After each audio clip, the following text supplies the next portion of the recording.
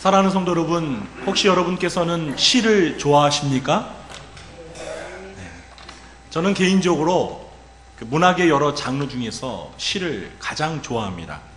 그래서 20대 청년 시절에는 시인 목사가 되려고 신춘 문예에도 응모를 해보았으나 당선은 되지 않았습니다. 또 시도 써보고 하고 또 이렇게 재능이 모자라서 아직까지 꿈을 이루지는 못했는데요. 어떤 분은 제가 시를 좋아한다니까 시시한 사람이나 시를 좋아한다고 이렇게 농담을 하시더라고요.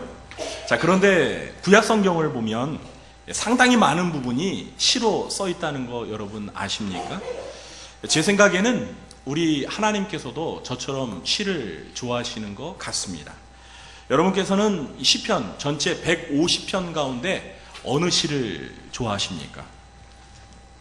아마도 대부분 널리 알려진 시편 1편이나 또는 23편 그리고 한 51편 그리고 119편 또는 121편 그리고 맨 마지막 150편 이런 시가 아닐까 생각을 해봅니다. 그런데 오늘은 시편 42편을 여러분과 함께 살펴보려고 합니다. 이 시편 42편도 우리에게 전혀 낯선 시는 아닙니다. 여러분 혹시 목마른 사슴이라는 복음성가 아십니까?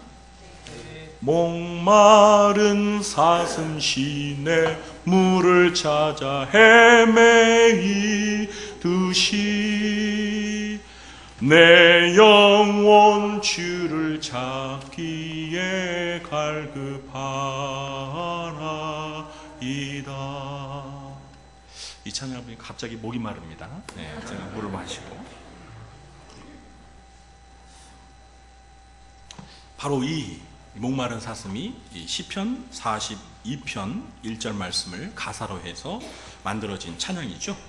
먼저 잠시 이 시편에 대해서 몇 가지 정보를 드리도록 하겠습니다. 먼저 이 시편 42편은 내용상 탄원시에 속합니다. 탄원시란 인생의 절망과 위기 가운데서 하나님의 도우심을 간절히 호소하는 내용을 담고 있는 시들입니다. 탄원시들은 대부분 자신이 처해 있는 절망적인 상황을 비통하게 서술하면서 하나님의 긴급한 도움을 호소하며 하나님께 감사와 찬양을 약속하는 내용들로 구성이 되어 있습니다. 이러한 내용의 구성은 이 시에서도 그대로 발견할 수 있습니다. 그리고 시편 42편에는 1절에 앞서서 고라 자손의 마스길, 인도자를 따라 부르는 노래라는 표제가 붙어 있습니다. 이 표제는 시를 지은 사람이나 시의 성격, 그리고 노래나 연주를 위한 특별한 지시를 담고 있습니다. 일단 이 표제를 볼 때 이 시는 다윗이 지은 시가 아니라 고라 자손 중에 누군가가 지은 것임을 알 수가 있습니다. 여러분, 고라가 누구죠? 이 고라는 레위의 증손자입니다. 민수기 16장을 보시면 이 모세와 아론을 대적하다가 하나님의 징계를 받아서 이 갈라진 땅 속에 파묻혀 죽은 불행한 인물이 고라입니다. 비록 고라는 죽었지만 그의 세 아들은 죽지 않고 살아남았습니다. 그래서 구약 성경을 보시면 고라의 자손들 중에는 성전 문지기도 되고 요리사도 되고 찬양하는 자들도 되었습니다. 바로 그 고라 자손들 중에서 이름을 알 수 없는 익명의 사람이 이 시를 지었던 것입니다. 또 표제를 보시면 마스길이라는 단어가 나오는데요. 이 말의 뜻은 교훈이라는 뜻입니다. 이 시가 교훈을 목적으로 지어진 시임을 알 수 있습니다. 또한 인도자를 따라 부르는 노래라는 표제를 보아서 이 시가 노래로 불려진 시라는 것을 알 수도 있습니다. 자, 그런데 이 대부분의 사람들은 시편 42편을 1절부터 11절까지 전체를 다 알고 있는 것이 아니라 그 목마른 사슴이라는 찬양의 가사처럼 1절만을 알고 있는 경우가 많습니다. 그러니까 정확히 시편 42편이 무슨 내용인지 잘 모르는 경우가 많다는 것입니다. 고작 우리가 암송하는 1절만의 내용을 보면 이 시가 하나님을 향한 간절한 사랑을 고백하는 매우 아름다운 서정시라는 느낌을 받습니다. 그러나 이 시는 로맨틱한 사랑의 분위기와는 아주 거리가 먼 시입니다. 이 시에서 두 번씩이나 사용되고 있는 낙심 그리고 불안이라는 낱말만 보아도 이 시의 분위기가 매우 비참하고 처절하며 우울하고 절망적인 것을 짐작할 수 있습니다. 그러나 이 시는 절망으로 시작하여서 절망으로 끝나는 시는 아닙니다. 비록 시작은 절망으로 했지만 다행히 끝은 희망으로 끝이 납니다.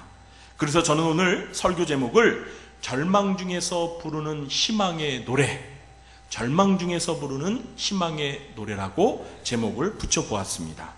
혹시 성도님들 중에서 요즘 삶이 고달프고 지치고 힘겨우신 분이 계십니까? 그래서 언제부턴가 웃음을 잃어버리고 밥맛도 잃어버리고 살맛도 안 나는 그런 분이 계십니까? 만일 그런 분이 계시다면 오늘 이 시편 42편이 바로 그런 분들을 위한 노래라고 할 수 있겠습니다. 그러나 설령 나는 모든 것이 형통해서 행복한 삶을 누리고 있다라고 생각하신 분들에게도 이 시편 42편은 꼭 필요한 시입니다. 왜냐하면 누구나 사람은 한 번쯤은 인생의 여정 가운데 절망의 늪에 빠져서 허덕일 때가 반드시 있기 때문입니다. 그때 이 시가 여러분에게 위로가 되고 힘이 되어 줄 수 있을 것입니다. 저는 오늘 시편 42편을 크게 두 가지 질문을 가지고 접근을 하려고 합니다. 첫 번째 질문은 우리는 언제 절망하는가입니다. 우리는 언제 절망하는가? 그리고 두 번째 질문은 어떻게 절망을 딛고 희망을 노래할 수 있는가? 그러니까 절망을 극복하고 희망을 노래하는 방법에 관하여 살펴보도록 하겠습니다. 우선 첫 번째 질문을 다뤄보려고 합니다. 성도 여러분, 무엇이 저와 여러분을 절망하게 만듭니까? 우리가 언제 쉽게 절망하고 낙심할까요? 이 질문에 대한 시인의 첫 번째 답변은 이것입니다. 우리의 환경이 악화될 때, 우리는 절망한다는 것입니다. 그렇습니다. 우리의 환경이 좋을 때 우리는 절망하지 않습니다. 가령 남편이 직장에서 승진하고 자녀가 입시에서 좋은 점수로 찰떡같이 합격을 하고 내가 투자한 주식이 몇 배 뛰어오르고 사는 아파트 평수가 점점 커진다면 이럴 때 우리는 절망하지 않습니다.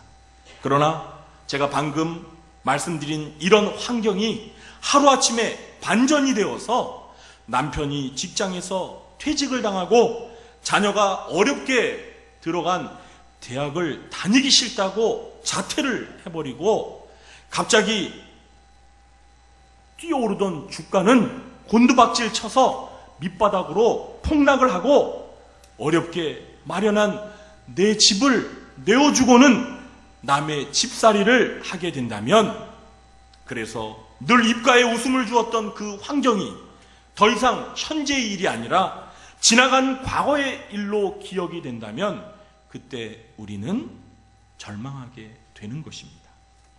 시편 42편의 저자는 지금 바로 그런 환경의 악화를 경험하고 있습니다. 4절 말씀을 제가 읽어보겠습니다. 내가 전에 성의를 지키는 무리와 동행하여 기쁨과 감사의 소리를 내며 그들을 하나님의 집으로 인도하였더니 이제 이 일을 기억하고 내 마음이 상하는 도다. 시인은 과거에 거룩한 나를 지키기 위해서 여러 사람들을 이끌고 하나님의 성전을 향하여 올라가면서 기쁜 찬송을 불렀던 행복한 기억을 회상하고 있습니다. 그런데 문제는 이것이 지나간 과거의 이야기라는 사실입니다. 지금 시인은 더 이상 이 행복을 경험하지 못하는 신세가 되고 말았습니다. 그는 어떤 이유인지 알 수는 없지만 그의 대적에게 쫓기는 신세가 되어서 더 이상 하나님의 성전에 갈 수가 없게 되었습니다. 그래서 그는 그 행복한 시절을 회상하면서 내 마음이 상한다라고 탄식하고 있습니다. 어떤 성경학자들은 이 시가 바벨론에서 포로 생활 중에 씌어진 시라고 주장을 합니다. 남유다 왕국이 바벨론에 의해 멸망당하여 예루살렘 성전은 파괴가 되고 백성들은 포로로 붙들려 가게 되었을 때 유대인들이 그 바벨론 물가에서 예루살렘 성전에서 하나님을 예배하던 때를 추억하면서 지은 시가 바로 시편 42편이라고 하는 것입니다. 상당히 설득력 있는 주장입니다. 어쨌든 이런 상황에 처하게 된다면 우리는 쉽게 절망을 경험하게 될 것입니다. 그럼 또 언제 우리는 절망하게 될까요? 시인의 두 번째 답변은 원수들의 비방과 조소가 쏟아질 때 우리는 절망하는 것입니다. 언제부터서인지 우리의 사회엔 유독 기독교인들에 대한 이 적대 감정, 안티 감정이 팽배해졌습니다. 그리스도인 축구 선수들이 골인을 넣고 운동장에서 기도 세레머니를 하면 우리 기독교인들은 긍지를 가지면서 할렐루야 이렇게 부르지만 불신자들은요 그 골을 불신자 입장에서 볼 때 그 골을요 봐줄 수 없어요. 굉장히 싫어합니다. 알러지 반응을 보입니다. 좀 지난 과거죠. 옛날 그 국가대표 축구 감독이었던 차범근 씨가, 차범근 집사님입니까? 그 차범근 씨가 우리 선수들이 이 경기에서 골을 넣으면 어떻게 했습니까? 좋아하고 난 다음에 뒷걸음쳐서 그 벤치에 딱 앉아서 뭐 했어요? 네, 묵묵히 딱 앉아서 하나님 앞에 기도를 드렸습니다. 방송으로 카메라가 그 장면을 딱 비춰줬을 때 우리 기독교인들은 역시 믿음의 사람은 다르구나 하면서 좋아하지만 불신자들은 어떻습니까? 불신자들은 굉장히 싫어합니다. 아니 어떻게 국가대표 감독이 전 국민이 보고 있는데 거기서 자기가 믿는 신에게 기도를 하고 있느냐, 이거에 대해서 막 언론에서 그때 대서특필하면서 막 논쟁이 붙었어요. 그래서 차범근 감독과 도올 김용옥 선생이 서로 막 그 문제를 가지고 또 지상 논쟁을 벌인 적이 있습니다. 요즘 우리 사회는요 대통령이건 연예인이건 누군 간에 불명예스러운 이슈의 주인공이 되었을 경우에 만일 그가 기독교인이라는 것이 밝혀지면 신분과 지위를 막론하고 사회에서 완전히 매장이 되는 분위기입니다. 그리고 기독교인 한 개인뿐만 아니라 그가 믿는 기독교 자체를 개독교라고 부르면서 비난을 퍼붓고 매도하는 이러한 분위기가 우리 사회에 팽배해져 있습니다. 이렇게 우리는 하나님을 믿는 신자들이 불신자들로부터 비웃음거리가 될 때, 아니 그 비웃음거리의 대상이 바로 내 자신이 될 경우에 쉽게 절망에 빠지게 되는 것입니다. 3절과 10절을 제가 읽어보겠습니다. 사람들이 종일 내게 하는 말이 네 하나님이 어디 있느냐 하오니 내 눈물이 주야로 내 음식이 되었도다. 10절입니다. 내 뼈를 찌르는 칼같이 내 대적이 나를 비방하여 늘 내게 말하기를 네 하나님이 어디 있느냐 하도다. 우리는 시인의 대적이 누구인지 모릅니다. 그러나 시인은 지금 대적자들에게 비방과 조소를 당하고 있습니다. 그들은 시인을 향해서 네 하나님이 어디 있느냐 라고 큰 소리를 치며 비웃고 있습니다. 시인은 비참한 환경에 처해 있습니다. 그리고 그는 무기력할 뿐입니다. 그의 대적들의 비웃음은 계속됩니다. 네가 믿는 하나님이 계시다면 어떻게 너를 지금 이 지형이 되게 만드냐? 도대체 그 하나님은 너를 알기는 하시는 거냐? 라고 비웃고 있는 것입니다. 이런 비방과 조소에 아무런 답변을 하지 못하고 있을 때 우리는 시인의 고백처럼 내 눈물이 주야로 내 음식이 되고 내 뼈를 찌르는 칼같이 심각한 고통을 맛보며 절망을 하게 되는 것입니다. 그럼 또 언제 우리는 절망을 경험하게 될까요? 시인의 세 번째 답변은 하나님이 나에게 돌아서서 침묵하고 계실 때, 절망에 빠지게 된다는 것입니다. 사실 이 세 번째 사실이 성도를 가장 절망하게 만드는 이유입니다.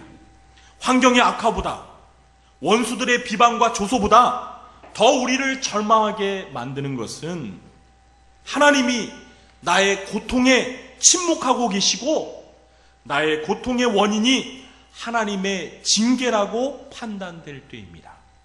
7절과 9절을 다 함께 한 목소리로 읽어볼까요? 주의 폭포 소리에 깊은 바다가 서로 부르며 주의 모든 파도와 물결이 나를 휩쓸었나이다. 9절입니다. 내 반석이신 하나님께 말하기를 어찌하여 나를 잊으셨나이까? 내가 어찌하여 원수의 압제로 말미암아 슬프게 다니니까 하리로다. 아멘. 시인은 주께서 일으키신 폭포 소리와 깊은 바다 소리에 그리고 주의 파도와 물결이 자신을 고통의 심연 속으로 침몰시켜 버렸다고 고백하고 있습니다. 그는 자기에게 닥친 재난이 주께서 주신 것이라고 생각하고 있습니다. 그러한 환경 속에 처한 자신을 하나님께서는 철저히 외면하시고 까맣게 잊어버리시고 계신지는 아닌지, 그리고 원수들의 압제로 인해서 내가 이렇게 슬퍼하는 것을 하나님께는 알고 계시는지 하나님께 묻고 있습니다.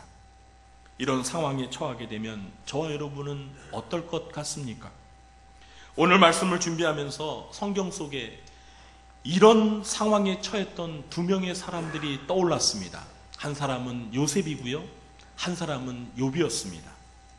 가족들로부터 철저히 버림을 받아서 애굽으로 노예로 팔려갔던 요셉, 그리고 갑자기 하루아침에 모든 재산과 사랑하는 10명의 자녀들을 모두 잃어버리고 자기 몸에 병까지 얻었던 욥. 만일 이런 상황에 저와 여러분이 처하게 된다면 저와 여러분은 그 상황 속에서 어떻게 반응하시겠습니까? 아마도 우리는 절망 정도가 아니라 심한 우울증을 겪거나 삶을 비관하여서 자포자기하고 싶은 그러한 충동을 느끼게 될 것입니다. 이런 극심한 절망과 불안을 시인은 지금 경험하고 있습니다. 그런데 다행히도 시인은 그 깊은 절망 속에서 희망을 노래하는 길을 모색하고 있었습니다. 그래서 우리가 두 번째로 던지는 질문은 그럼 과연 어떻게 절망을 딛고 희망을 노래할 수 있는가 하는 것입니다. 이 두 번째 질문에 대하여 시인이 제시하는 첫 번째 방법은 살아계신 하나님을 찾고 만나는 갈급함이 있어야 한다는 것입니다. 우리 1절과 2절 말씀을 다시 한 목소리로 읽어볼까요? 하나님이여 사슴이 시냇물을 찾기에 갈급함같이 내 영혼이 주를 찾기에 갈급합니다. 내 영혼이 하나님 곧 살아계시는 하나님을 갈망하나니 내가 어느 때에 나아가서 하나님의 얼굴을 배울까? 아멘. 보통 성도가 신앙생활을 하다가 힘든 시련이 찾아와서 큰 절망에 빠지게 되면 나타나는 현상이 무엇이죠? 그것은 하나님을 만나는 예배의 자리를 자꾸 등한시하게 된다는 겁니다. 예배 시간에 예배 자꾸 안 가려고 그래요. 그런데 여러분, 그럴 때일수록, 그런 절망의 순간일수록 예배의 자리를 더욱더 사모해야 합니다. 그런데요, 더 심각한 게 있습니다. 설령 예배의 자리를 지키고 있더라도 예배 가운데 임재하시는 하나님을 만나는 예배의 감격을 잃어버린 것이 더 심각한 문제입니다. 시험이 들어서 아예 예배에 안 나오는 것도 문제지만 예배에 나와 있는데 문제는 이 예배 속에서 하나님을 만나는 감격을 경험하지 못하고 있다는 것, 이것도 큰 문제입니다. 그래서 저는 인생의 가장 큰 위기와 절망의 순간은 바로 하나님을 잃어버린 메마른 종교생활이라고 저는 생각을 합니다. 사랑하는 성도 여러분, 저와 여러분은 오늘 어떤 마음가짐으로 이 예배의 자리에 오셔서 앉아 계십니까? 우리에게 이 목마른 사슴이 시냇물을 찾기에 갈급한 것처럼 우리의 영혼이 살아계신 하나님을 찾고 만나고자 하는 갈망이 지금 우리 속에 있습니까? 아멘? 이게 있어야 돼요. 주일날 아침에 교회 올 때 살아계신 하나님을 찾고 만나는 사슴이, 목마른 사슴이 신의 물을 찾기에 갈급함같이 그런 갈급함이, 사모함이 저와 여러분 마음속에 있어야 된다는 것입니다. 예레미야 29장 13절에 너희가 온 마음으로 나를 구하면 나를 찾을 것이요 나를 만나리라. 온 마음으로 하나님을 구해야만 하나님을 찾게 되고 만난다는 겁니다. 그냥 뭐 주일이니까 가서 예배 드려야지 하고 성경책 찬송가 이렇게 끼고 그냥 이렇게 와서 습관적으로 그냥 앉아서 예배 드리고 끝나면 돌아가고, 이런 정도 가지고서는 우리가 하나님을 만나고 경험할 수 없다는 거예요. 목마른 사슴이 신의 물을 찾기에 갈급함 같이 온 마음과 힘을 다해 하나님을 구하게 될 때 하나님을 찾게 되고 만나게 되는 줄 믿으시기 바랍니다. 오늘 예배드리는 우리 성도님의 마음속에, 아니 매주일 하나님 앞에 예배드릴 때 이러한 갈급함이, 사모함이 저와 여러분의 심령 가운데 있게 되기를, 그래서 하나님을 예배 가운데 만나는 감격이 넘쳐나게 되길 주님의 이름으로 축원합니다. 절망 가운데 희망을 노래하는 두 번째 방법은 지난 과거에 받은 은혜를 기억하는 것입니다. 사람이 절망하게 되면은요, 자꾸 생각이 부정적으로 바뀌게 됩니다. 왜 그럴까요? 그런데 희망을 잃어버렸기 때문입니다. 마음속에서 희망을 잃어버렸기 때문에 자꾸 생각하는 게 부정적으로만 생각을 하게 되는 거예요. 그런데 이럴 때일수록 우리는 우리가 처해 있는 그 안 좋은 상황에 자꾸 몰입하기보다는 오히려 과거에 행복했던 순간을 자꾸 기억을 해야 합니다. 우리 4절과 6절 말씀을 제가 읽어보겠습니다. 내가 전에 성의를 지키는 무리와 동행하여 기쁨과 감사의 소리를 내며 그들을 하나님의 집으로 인도하였더니 이제 이 일을 기억하고 내 마음이 상하는도다. 6절입니다. 내 하나님이여, 내 영혼이 내 속에서 낙심이 되므로 내가 요단 땅과 헤르몬과 미살산에서 주를 기억하나이다. 아멘. 내 영혼이 내 속에서 낙심이 되므로 내가 요단 땅과 헤르몬과 미살산에서 주를 기억하나이다. 성도 여러분, 이 4절과 6절에서 우리가 눈여겨볼 단어가 있는데요, 그것은 무엇이냐면 기억하다라는 단어입니다. 시인은 그가 처한 절망 속에서 과거에 은혜 받았던 기억들을 떠올리며 추억에 잠겨보고 있습니다. 물론 절망적인 상황에서 행복했던 과거의 기억을 떠올리면 4절 끝부분에서와 같이 우리의 마음이 상하기도 합니다. 아프기도 합니다. 왜 그럴까요? 그 행복했던 기억이 과거의 일이고 지금 현재는 그렇지 못하니까 얼마나 마음이 상합니까? 지금 행복해야 되는데 과거의 일이니까. 그러니까 마음이 상하기도 해요. 그러나 그렇다고 해서 자꾸 현재의 절망적인 상황만 떠오르면, 생각하면 더 나아지는 것은 아무것도 없습니다. 그렇기 때문에 시인은 6절에서 자신의 마음이 낙심이 될 때 하나님께 은혜 받았던 장소로 추정되는 요단 땅과 헤르몬 산과 미살 산을 떠올리면서 그곳에서 주님을 기억하고자 했던 것입니다. 우리는 시인이 언급하는 이 세 장소에서 어떤 일이 일어났는지 모릅니다. 그러나 분명 시인은 그곳에서 하나님의 은혜를 깊게 체험했을 것입니다.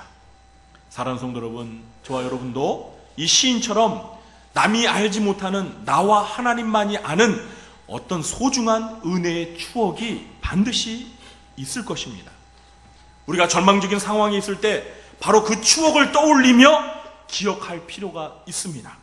우리가 힘들고 지칠 때마다 그런 추억을 기억하고 떠올리면 어느새 우리 마음속에서 힘과 용기가 생기면서 희망이 보이게 될 것입니다. 저는 이제껏 목회자로 살아오면서 가끔은 이 목회자의 길이 정말 힘들다고 생각할 때가 몇 번 있었습니다. 그런데 그럴 때면 저는 중학교 3학년 초 겨울 방학에 있었던 일을 제 마음속으로 이렇게 떠올려 보곤 했습니다. 왜냐하면 그때 우리 주님께서 저에게 인격적으로 다가오셔서 저에게 목회자가 되는 소명을 제 가슴속에 뜨겁게 불어넣어 주셔서 제가 하나님 앞에 목회자가 되겠다고 서운했던 때였기 때문입니다. 저는 지금도 그때를 아주 생생하게 기억하고 있습니다. 그 장소를 정확하게 기억하고 있습니다. 그리고 그날의 그 밤에 하늘을 바라보면서 내가 하나님 앞에, 하나님, 제가 평생을 주님 앞에 주의 종으로 살겠습니다. 제 인생을 주님 앞에 바치겠습니다라고 서원하면서, 하나님 아버지, 제가 이 서원을 어기면 저를 저주하여 주옵소서. 지금 생각하면 어떻게 그런 기도를, 서원을 했는지 모르겠어요. 제 마음속에 성령님께서 오셔서 저를 강권적으로 뜨거운 불로 막 제 심장을 지져주셨어요.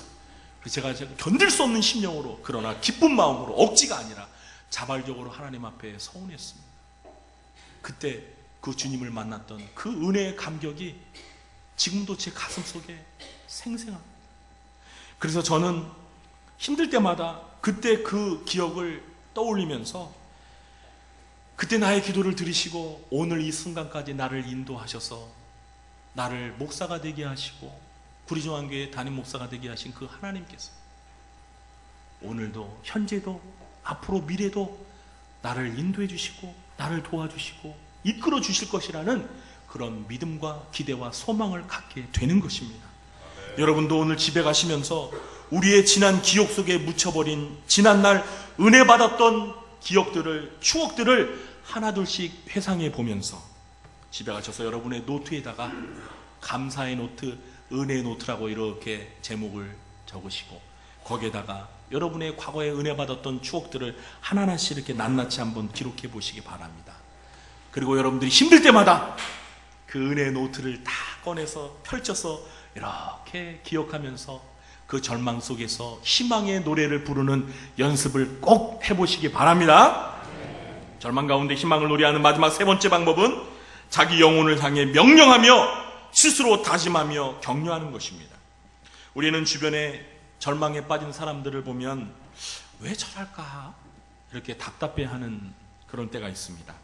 그리고 제발 용기 잃지 마, 희망을 가져, 낙심하지 마, 힘내, 이렇게 격려하면서 위로를 합니다. 그런데 정작 우리 자신이 절망에 빠지게 되면 어떻습니까?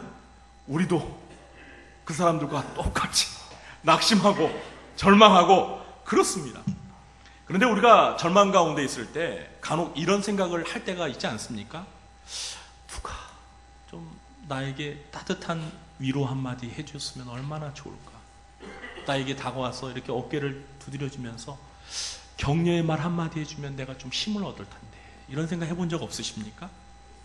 네, 권사님만 한 분 있으시네요. 권사님이랑 나랑 딱 두 사람만 있네요. 여러분도 다 그런 생각 해보신 적 있으시죠? 이때 우리 주위에 가까운 가족이나 친척, 이웃이나 친구들이 우리에게 다가와서 위로와 격려를 해준다면 정말 큰 힘이 됩니다. 그러나 여러분, 그런 사람이 우리 주변에 없다고 하더라도 너무 낙심하지 마시기 바랍니다.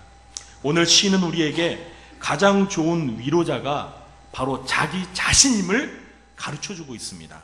5절과 11절은 같은 후렴구니까요. 11절만 우리 한 목소리로 같이 다시 한번 읽어보겠습니다. 내 영혼아, 내가 어찌하여 낙심하며 어찌하여 내 속에서 불안해하는가? 너는 하나님께 소망을 두라. 나는 그가 나타나 도우심으로 말미암아 내 하나님을 여전히 찬송하리로다. 아멘. 사랑하는 성도 여러분, 지금 시인은요, 누구를 향해서 네가 어찌하여 낙심하며 내 속에서 불안해하는가? 라고 말하고 있죠. 누구를 향해서? 남을 향해서예요? 자기를 향해서, 더 정확하게 말하면 자신의 영혼을 향해서 명령하고 있는 거예요. 여러분, 시편을 보면 이와 비슷한 표현들이 종종 등장하는 것을 보게 됩니다. 시편 103편 1절에 보니까 내 영혼아, 자기 영혼을 향해서 말하는 거예요. 내 영혼아, 여호와를 송축하라. 내 속에 있는 것들아, 다 그의 거룩한 이름을 송축하라. 자기 영혼을 향해서 명령합니다. 시편 146편 1절입니다. 할렐루야, 내 영혼아 여호와를 찬양하라. 자기가 자기 영혼을 향해서 명령하고 있어요. 이렇게 자기 자신을 향하여 명령하는 것은 우리에게 어쩌면 다소 생소하게 느껴질지도 모르겠습니다. 저는 이게요, 정말 성경적인 마인드 컨트롤이라고 생각합니다. 세상 사람들은요, 자기를 향해서 그렇게 암시를 하잖아요. 마인드 컨트롤로. 나는 공부를 잘할 수 있다, 공부를 잘할 수 있다. 나는 이번에 대학 시험에 합격할 수 있다, 합격할 수 있다. 막 이렇게 자기 암시를 하잖아요. 그런 세상적인 방법 말고요. 우리는 하나님의 말씀을 근거로 해서 내 영혼을 향해서 스스로에게 명령을 하는 거예요. 사랑하는 성도 여러분, 저는 이 시편에서 이것을 배워가지고 실제 제 생활 속에서 많이 적용을 해봅니다. 제가 힘들고 낙심이 될 때, 그래서 제 마음속에, 제 머릿속에 근심과 걱정과 염려가 막 몰려올 때, 저는 제가 좋아하는 빌립보서 4장 6절 7절 말씀을 가지고 제 자신에게 이렇게 명령을 합니다. 내 영혼아, 영혼아, 제 이름이랑 비슷하죠? 내 영혼아, 어찌하여 네가 근심하고 걱정하느냐? 네가 하나님 앞에 네가 필요한 것을 감사함으로 아뢰며 기도해라. 그러면 모든 지각에 뛰어나신 하나님의 평강이 내 마음의 생각과 마음을 지켜주실 것이다. 이렇게 저에게 명령하는 거예요. 거울을 보면서 이렇게 세수하다가 제 마음을 향해서 그렇게 명령을 하는 거예요.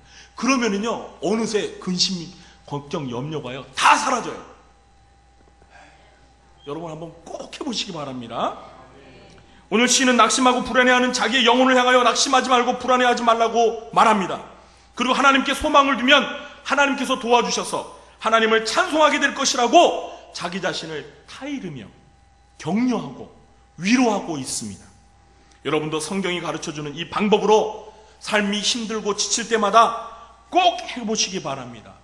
그러면 어느새 근심과 염려가 사라지고 절망의 한숨이 가시고 희망의 콧노래가 흘러나오는 것을 반드시 경험하게 될 줄 믿으시기 바랍니다. 이제 말씀을 마치려고 합니다. 사랑하는 성도 여러분, 요즘 삶이 많이 힘겹고 버겁지 않으십니까? 정치, 경제, 사회 전반을 둘러봐도 희망이 되는 뉴스보다는 낙심이 되는 뉴스가 대부분인 것 같습니다. 그런데 여러분, 어쩌면은요, 그것은 당연한지도 모를 겁니다. 이 세상 것에는 우리에게 진정한 희망을 안겨주는 게 애초에 없기 때문입니다. 우리 신자들에게, 성도들에게 참 희망은, 진정한 희망은 우리의 아버지 되신 우리 하나님과 우리의 구주가 되신 예수 그리스도 밖에 없기 때문입니다. 오늘 말씀은 우리와 같은 절망적인 삶 속에서 희망을 노래하였던 한 시인의 교훈이 담긴 시입니다. 우리도 이 시인의 교훈을 따라서 인생의 힘든 순간에 하나님을 갈망하며 우리의 삶에 역사하신 하나님의 은혜를 기억하고 내 영혼을 스스로 격려하며 위로하고 보듬게 되기를 바랍니다. 그러면 소망의 근원이신 하나님으로부터 주어지는 참된 희망을 노래할 수 있게 될 것입니다. 바로 저와 여러분이 절망 속에서 희망을 노래하는 주인공입니다. 이런 희망의 노래가 저와 여러분의 삶 속에서 항상 넘쳐나게 되기를 주님의 이름으로 간절히 축원합니다. 기도하겠습니다. 하나님 아버지, 저희들은 인생을 살면서 많은 실망과 좌절과 낙심에 빠질 때가 있습니다. 그러나 하나님, 오늘 주신 이 시편 42편의 말씀을 마음에 새기면서 우리의 영혼이 낙심하지 아니하고 그 절망적인 상황 가운데서 하나님을 갈망하고 주님이 베풀어 주신 과거의 은혜를 기억하며 우리의 영혼을 보듬고 우리의 영혼을 위로하고 격려하면서 그 절망 가운데서 희망을 노래하는 저희들 되도록 도와주시옵소서. 예수님의 이름으로 감사하며 기도하옵나이다.